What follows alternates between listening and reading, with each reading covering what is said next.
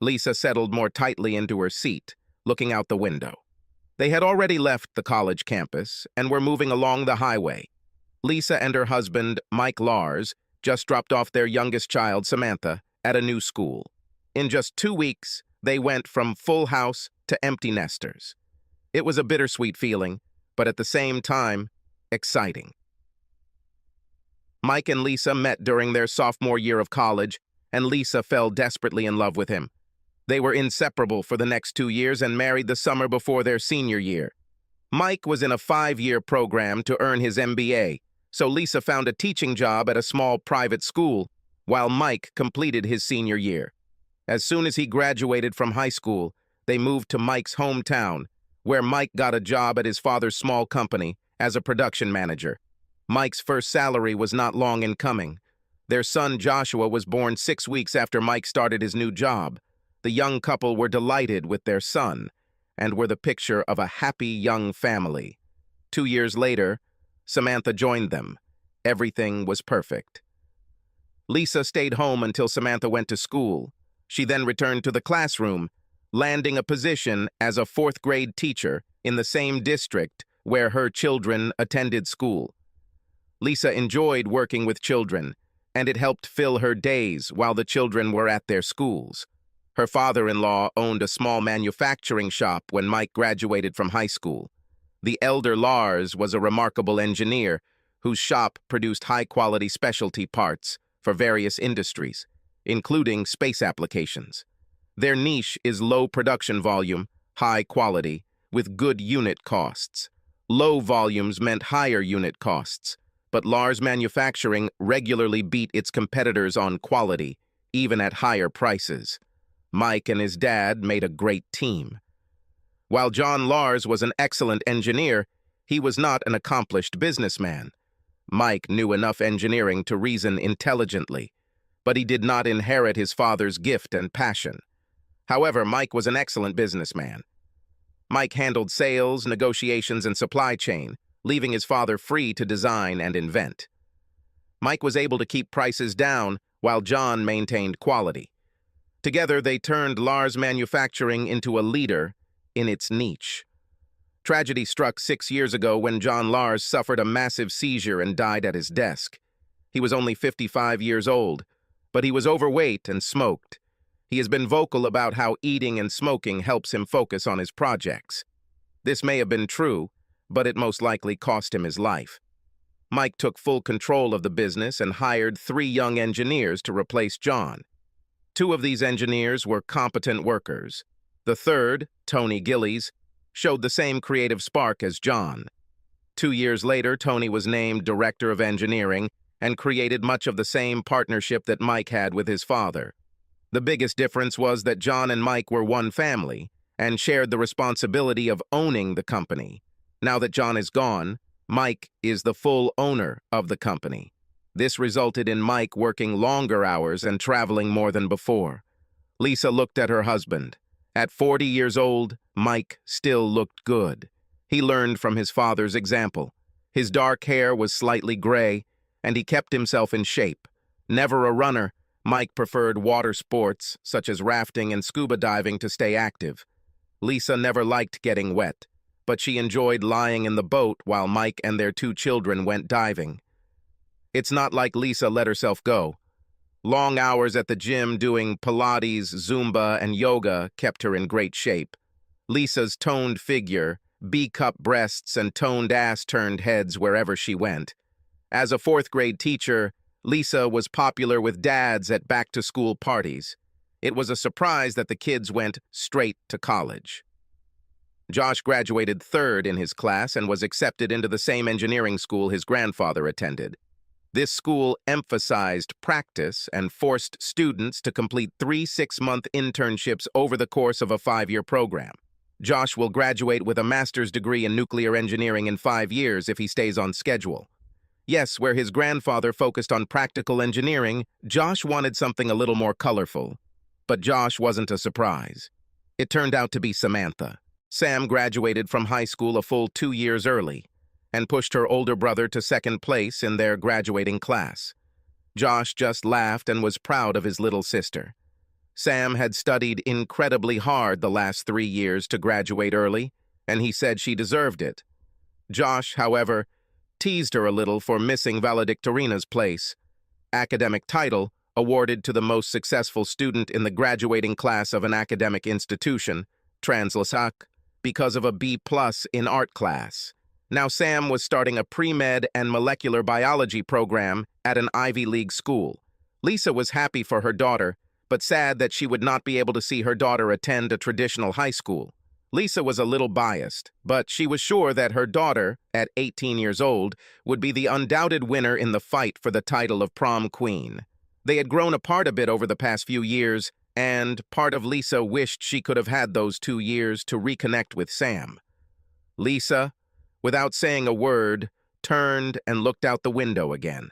Now everything will be completely different. The next few weeks will be tough for everyone. But it had to happen. "Any regrets?" Mike asked. Lisa sighed. "Some, but I will live with them. It's time for a new chapter in our lives." Mike laughed. "You speak as if we are dying." With instant messaging and Skype, it will be almost as if the kids had never left. "It's true," Lisa agreed. Over the next 4 hours of driving, Lisa and Mike carried on the casual conversations of a long-married couple. Neighbor gossip, chores, and other mundane things. Today was Thursday, and Mike took Friday off to do some things around the house, so Lisa was loading up a list of things that needed to be done. Finally, they arrived home, and Mike drove the minivan into his nest in the garage. Typically, the 3-car garage contained a 2-year-old minivan, Mike's Camry, and a 2013 Corvette that Mike bought himself. The Vette was a point of contention for Lisa. Mike just showed up with her one night 2 years ago without saying a word to her. Mike said it was a gift from the company that signed its largest contract to date, with a major contractor under the NASA contract. Technically, it belonged to the company, so Lisa had little reason to complain. The kids liked it immediately. As soon as the minibus was parked, Lisa pulled her slightly sore body out of it. 8 hours in the car today, dragging all of Sam's things into her dorm, and wild sex the night before, had left Lisa dying to take a hot shower and get into bed. "I need to go get some milk," Mike said, also getting out of the minivan. Lisa moaned. "Why didn't you stop on the way here?" Their house was 10 minutes from town, and they passed 2 stores after getting off the highway. "You looked like you needed to get home, and I didn't mind." Lisa felt a small bubble of gratitude that Mike was paying attention. At times, he was such a good person. "I'll take the Vette. The evening is gorgeous, and driving is much more fun than in this minivan." Lisa waved it off. Before Lisa had time to enter the house, Mike was already sitting in the car and driving out of the garage. With the V8 roaring, he was gone. Lisa went up to her room and undressed to take a shower. She felt like she was missing something. Mike was such a great guy. In many ways, he was the ideal husband and father. But soon he will be gone, and Lisa will go to a new life. 3 years ago, Mike's constant travel began to bother her. Things were going well in the company, the children were wonderful, but Lisa felt lonely. Intellectually, Lisa understood that Mike was not to blame for the loss of her father, but emotionally, Lisa felt abandoned. One evening, while Mike was out and the kids were out with friends, Lisa went to a restaurant with some fellow teachers. They were having fun and drank several bottles of wine to keep up the fun. On a whim, they went to the club next door. She was dancing with Bob Weirner, a fellow teacher, when someone interrupted. It was Tony Gillis, an engineer from Mike's company. Tony was a great dancer, and Lisa had a great time. When the other teachers left, Lisa stayed to dance some more. As the evening drew to a close, Tony called a taxi to take her home. She hugged him warmly and pecked him on the cheek before climbing into the car. A week later, Mike was away on a business trip again, and Tony sent her a message inviting her to another night of dancing. Lisa was delighted and had another wonderful evening. She met several of Tony's friends, and they accepted her into their company. Lisa felt more alive than she had since she and Mike first got married. Lisa knew it was harmless and innocent fun, but she never told Mike about it. It was a little obscene, and she considered it her little revenge for Mike leaving her alone so often. Dancing became a regular occurrence while Mike was away on a business trip. Josh played hockey, so he usually left for training until 11 p.m., because they didn't go on the ice until 9. He returned home after school, had dinner, and left before Lisa returned from school. That's why he never noticed Lisa's absence. It was more difficult with Samantha. She didn't play sports, so Lisa signed her up for a series of enrichment classes at a local community college. The classes were held on different evenings, so Lisa did not have any pattern. Plus, she never went during the weeks Mike was home. Tony was a blessing and became her best friend and confidant. He sat at dinner before their dance and listened to her stories about how Mike left her alone. She admitted with a shy smile that now, during dances, she looked forward to his absence. Tony was her rock. Hesitant at first, Tony began to admit how he felt he was being misused by Mike. Tony explained how Mike ignored good engineering in order to squeeze more profit out of the business, how Mike sold ideas Tony developed to clients for huge amounts of money and never shared the proceeds with Tony. Lisa was furious with her new best friend and wanted to meet Mike immediately. Tony reassured her by saying that Mike legally bound him to the contract he signed when he first joined the company. The company owns the intellectual property rights to all employee developments, so nothing forces Mike to share the wealth. Angry that her husband had abandoned her and treated her friend poorly, Lisa leaned over and hugged Tony. The hug turned into a passionate kiss.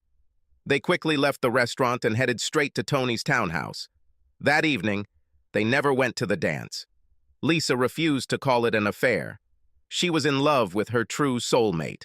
The sex was wild and fun. Tony was the man she was meant to be with. A 36-year-old mother of 2 and a school teacher wanted to divorce her husband and start a new life with her true love, her husband's 29-year-old co-worker. They still went to dances once a week, and when the kids and Mike were away, Lisa often found herself in Tony's bed. However, 2 things prevented her from going through with the divorce. The first is her children. She had seen enough of her students go through divorce and didn't want them to grow up with 2 families. Mike was a wonderful father when he was at home, and she had enough residual feelings for him to want him to still be with the children, but she didn't want to give them away. The second proposal came from Tony. Mike had just promoted Tony to director of engineering, with a much higher salary and a larger annual performance bonus. Tony wanted to wait a while to establish himself in his position and relationships with clients. Tony said that Lisa could get the company in the divorce, and they would run it together, as it should be. Tony argued that the engineering and production staff would support Tony over Mike, who was considered the absentee boss. Together, the lovers developed a plan for their future and support. They waited until Samantha graduated from school before moving forward with their plan. At the same time, Tony will develop his support among employees so that they are ready when the time comes. Lisa came out of the shower naked. For the first time all day, her muscles were relaxed. The night before, she and Tony had celebrated Sam's departure for school, and her lover had driven her to the point of exhaustion. Sam's early graduation allowed them to move up their plan by 2 whole years, and Tony was very happy. The hot water and lotions worked wonders, and now she was ready to crawl into bed. Hopefully, Mike wouldn't want to celebrate with her today. Wrapping a large fluffy towel around her body, Lisa walked into the large dressing room she shared with Mike. She grabbed her robe and turned to leave, but suddenly froze. She turned to look into the closet. All of Mike's things were gone. Lisa ran over to Mike's dresser and saw that the top had been cleared. She opened the drawers. They were also empty. All of Mike's personal belongings were also missing from the bathroom. Lisa ran down the stairs and saw nothing wrong in the kitchen. It was only in the living room that she noticed that some family photos were missing from the wall, and Mike's movie collection was also gone. Her panic was complete when she reached Mike's home office, which had been completely cleared out. She sank to the floor as the enormity of the situation dawned on her. Mike abandoned her. He waited until Sam left for school and then abandoned her. A sudden fear shot through her that Mike knew about Tony and their plans. Lisa ran back up the stairs to get her cell phone. She should have called Tony. Running into her room, Lisa noticed an envelope lying on a DVD in the middle of her bed. With shaking hands, Lisa took the envelope and saw her name written in Mike's handwriting on the front. She opened it and read, "Lisa, I've loved you since we first met. You were the only one I wanted to spend my whole life with. That it would never be true was my biggest failure. I couldn't avoid travel and still keep the business going. You never said you had problems. Instead, you threw yourself into the arms of that sneaky Tony. I was shocked when I found out that you had a connection with this snake in the grass. If there was ever an Eddie Haskell creep, it was Tony. Tony kissed my ass in the office and then hit me in the back while I was away. I found out too late, after I promoted the rat, what he really was like. He turned my employees against me, just as he turned my wife into his personal whore. One misquote here, one innuendo there, and the engineering staff was ready to quit en masse. I was an idiot and didn't know anything about your affair until it dragged on for a year. When I read the investigator's report, I realized that it was too late to save our marriage. There was no turning back after this betrayal. The only thing I agree with you on is waiting until Sam finishes school. Don't worry about telling the kids. They already know. Actually, it was Sam who told me. Our 14-year-old daughter had to tell her father that her mother was a cheater. Remember that surprise diving trip I took Sam to the Keys? She returned home and overheard a rather frank conversation that you were having with your friend. She collapsed on the floor, and you completely lost sight of her as you left to meet this asshole. Sam called me to come home. It took me the entire 4 days of the weekend to get her to control herself. Of course, I later found out that you spent almost all this time in Tony's bed and whined that I left you. Since we returned from that trip, she has been in consultation with me. You know Sam wanted to finish school early. When I decided to stay with you until she finished school, Sam decided to work hard to graduate early. I almost ended it right then and went for divorce, but Sam demanded that she could do it. I was so proud and shocked at the same time by her decision. We didn't tell Josh until after he graduated. Since then, he has been seeing consultant Sam. He was shocked that his mother could do such a thing.